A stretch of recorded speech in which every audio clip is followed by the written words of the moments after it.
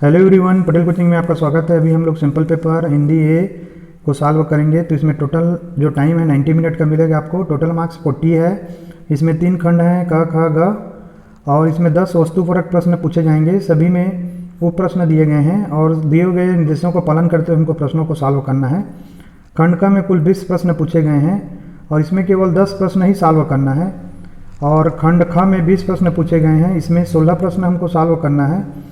और खंड ग में कुल 14 प्रश्न पूछे गए हैं, जिसमें सभी प्रश्नों को सॉल्व करना है। और इसमें जो उत्तर है ना, आपको OMR शीट में भरना है, नीले या काली स्याही बॉल पॉइंट पेन के सहयोग से। ठीक है, चलिए प्रश्न को शुरू करते हैं। तो पहला खंड का है अपठित गद्यांश है। इसमें 2 अपठित गद्यांश दिए गए हैं, जिसमें से एक को आपको सॉल्व करना है। मैं दोनों आपके लिए सॉल्व कर दूंगा।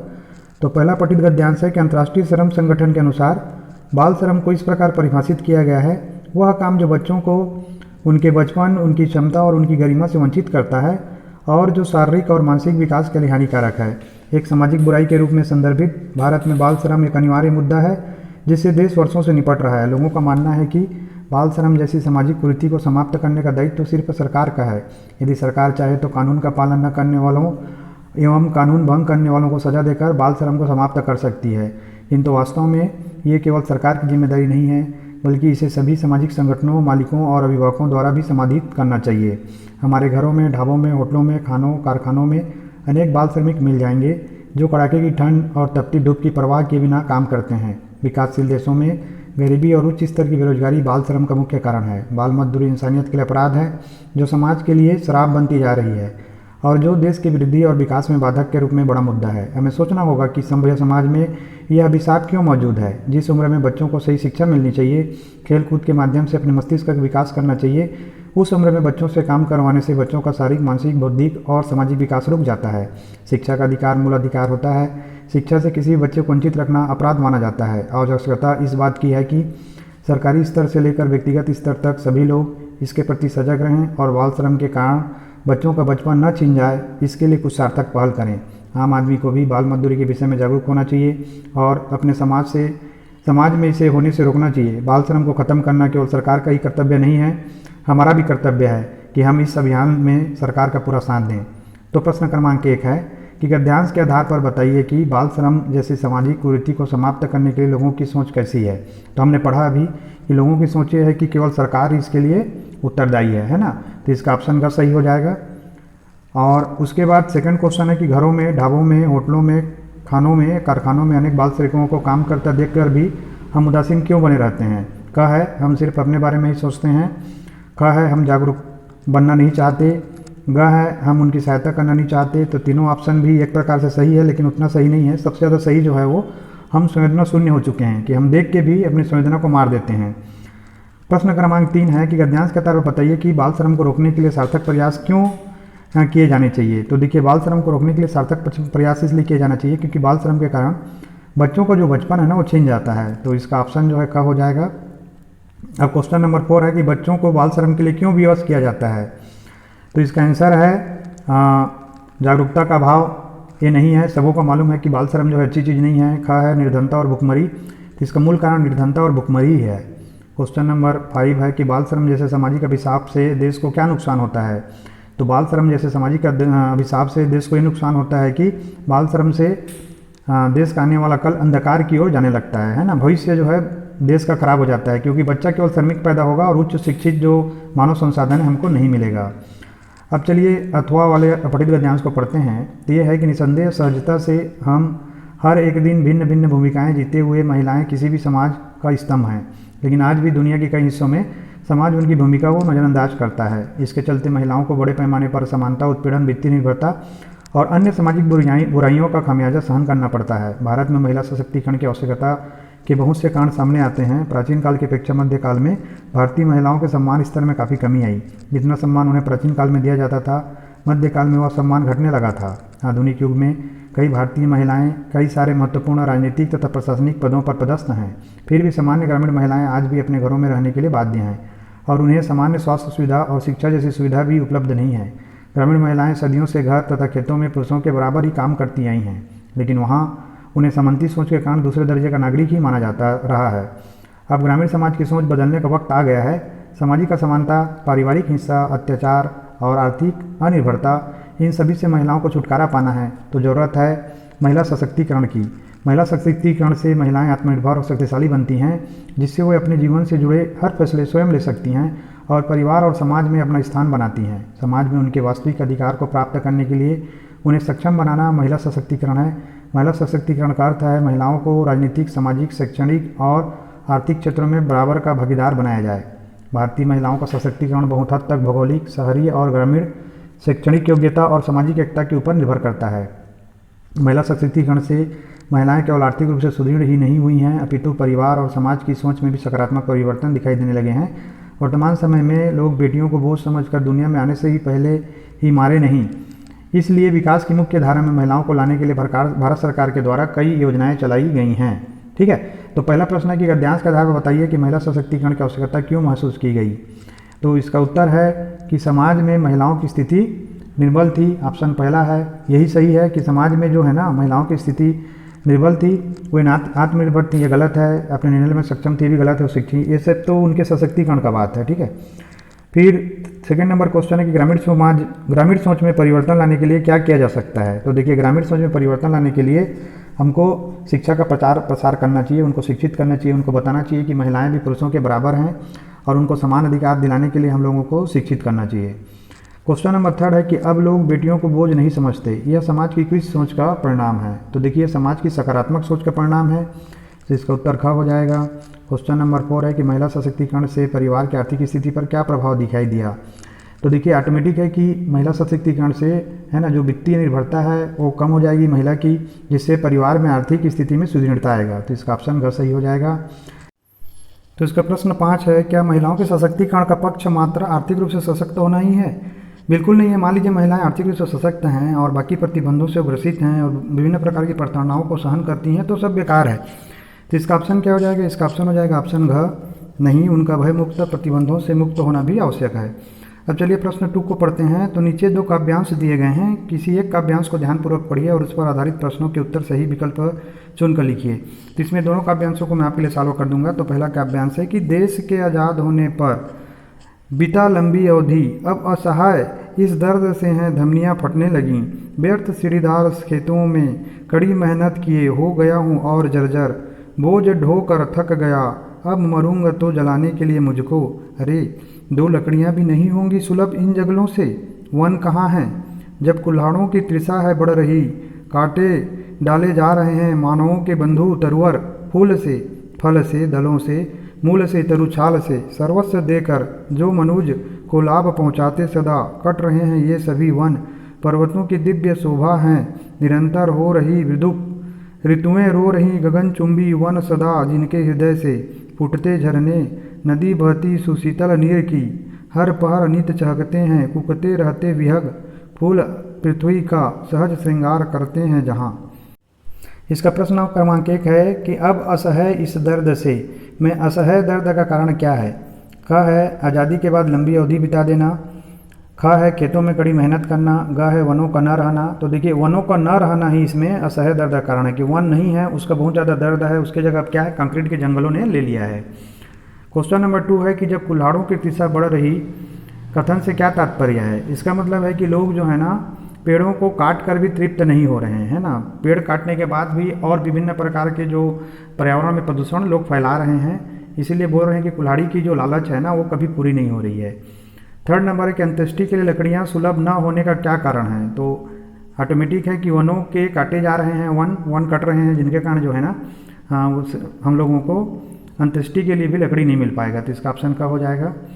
और क्वेश्चन नंबर 4 है कि पेड़ों को मानव बंधु क्यों कहा गया है।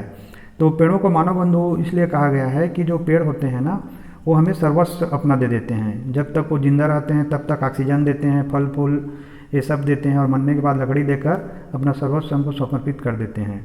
क्वेश्चन नंबर 5 है कि इस कविता में हमें क्या प्रेरणा दी गई है। तो इस कविता में हमें वन संरक्षण की प्रेरणा दी गई है। ठीक है, अब अथवा पढ़ते हैं कि मैं बचपन को बुला रही थी, बोल उठी बिटिया मेरी, नंदन वंशी फूल उठी यह छोटी सी कुटिया मेरी, माँ वो कहकर बुला रही थी, मिट्टी खाकर आई थी, कुछ मुंह में कुछ लिए हाथ में, मुझे खिलाने लाई थी, पुलक रहे थे अंग दृंगों में कुतूहल था छलक रहा, मुँह पर थी आलत लालिमा, विजय गर्व था छलक रहा।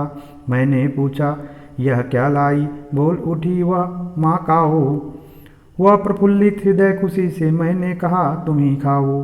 पाया मैंने बचपन फिर से, बचपन बेटी बनाया, उसकी मंजुल मूर्ति देखकर मुझ में नौजीवन आया।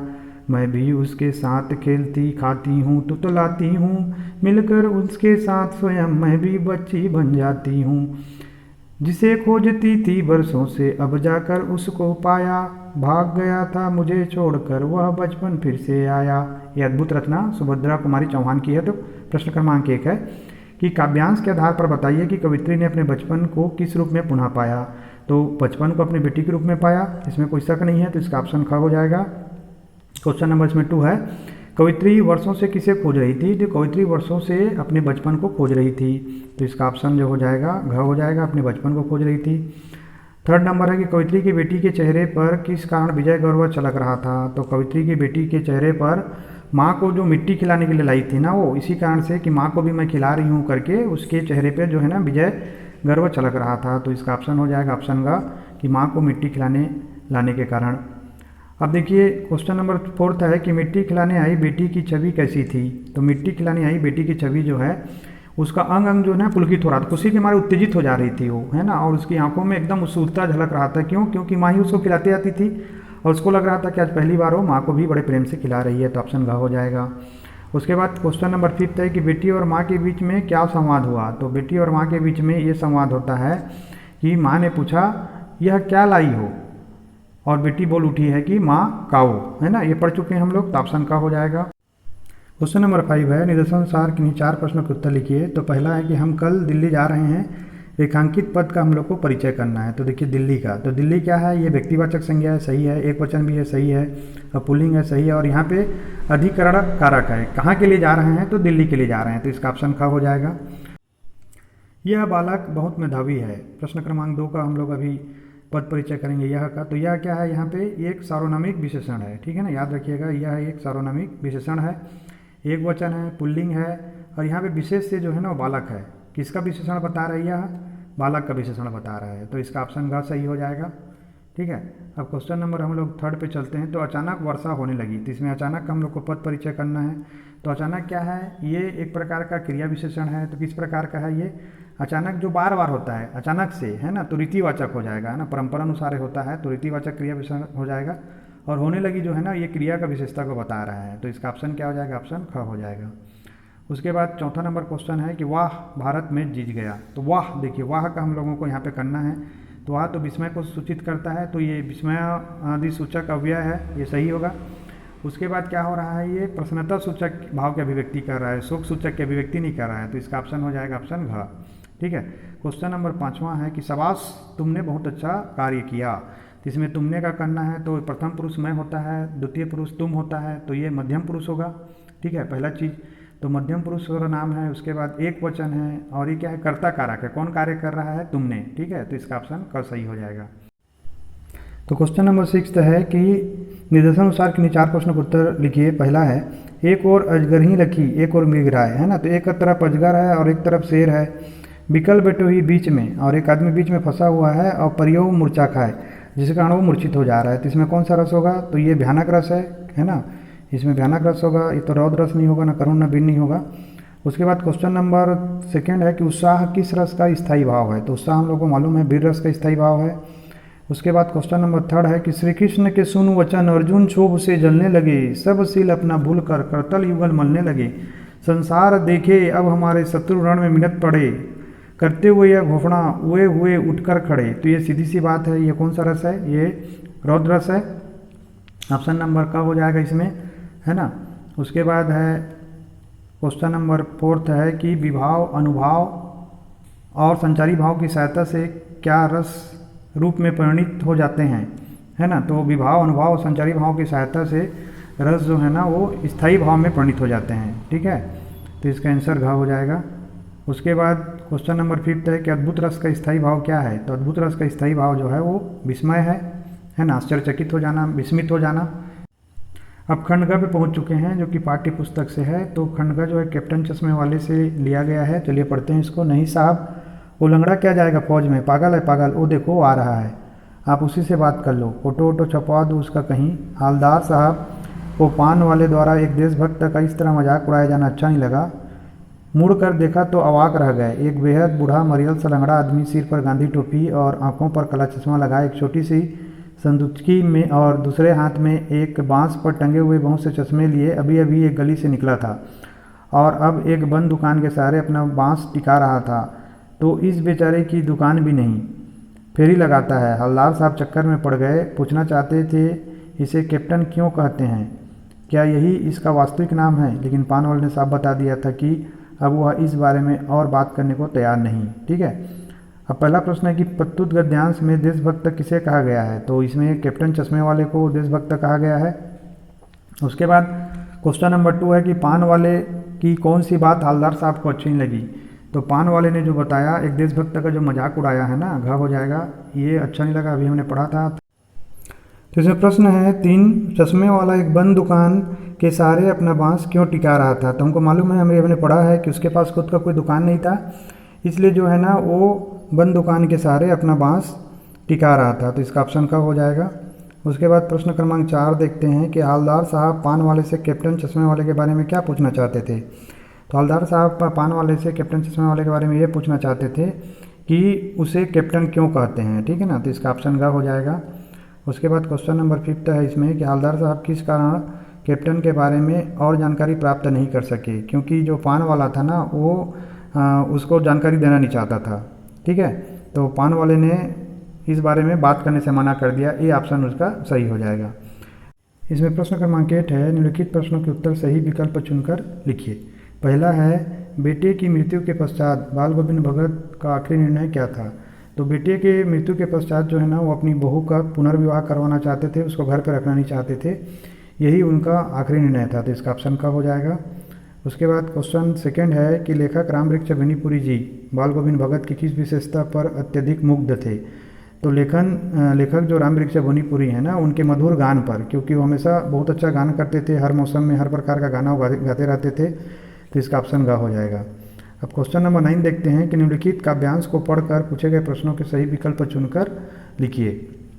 नाथ शंभु धनु भंज निहारा, होई केऊ एक दास तुम्हारा, आए सुका की किन मोही, सुनी रिसाई बोली मुनि कोही, सेवकु सो जो करे सेवकाई, हरि करनी करी करी लड़ाई, सुनहु राम जय शिव धनु तोरा, सहस बाहु सम सो रिपु मोरा, सो बिल गाऊ बियही समाजा, न त मारे जयही सब राजा, सुनि मुनि वचन लखन मुस्काने, बोले परशुधर ही अपमाने, बहुधन ही तोरी लरिकाई, कबहु न शीरिस किन्ही गोसाई, यही धनु पर ममता के ही हेतु, सुनी रिसाही का भृग कुल केतु, ते निरीप बालक काल बस बोलत तो ही न संहार, धन हुई समत्रुप्रारी, धनु विदती सकल सका संसार।